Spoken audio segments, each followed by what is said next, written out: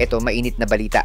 Renz Abando, pinag-uusapan na nga ba na isama sa Gilas Pilipinas lineup para sa darating na FIBA Asia Cup dahil sa solid game na ipinapakita nito sa Jones Cup?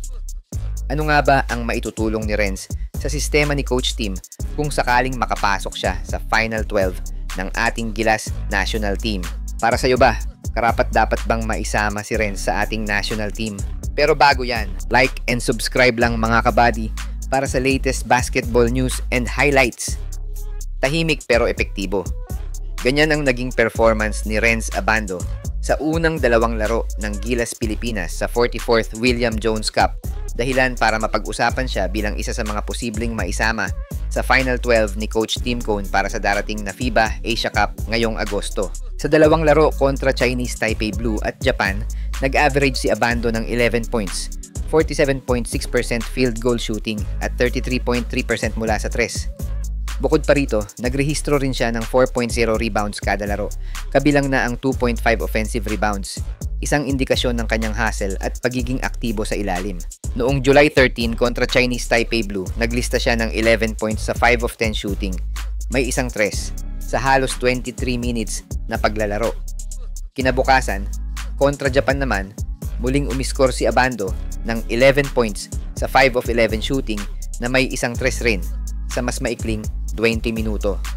Sa parehong laro, nanalo ang SGA at sa parehong laro, naging steady contributor si Abando.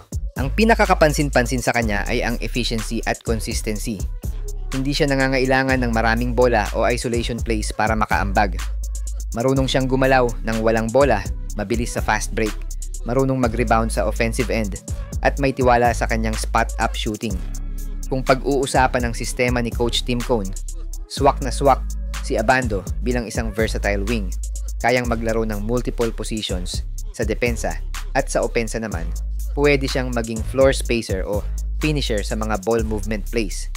Pwede rin siyang gamitin off the bench para magbigay ng energy at depensa o bilang starter kung kailangan ng athletic wing presence. Para sa akin, napakahalaga rin ng halos 50% shooting efficiency ni Abando.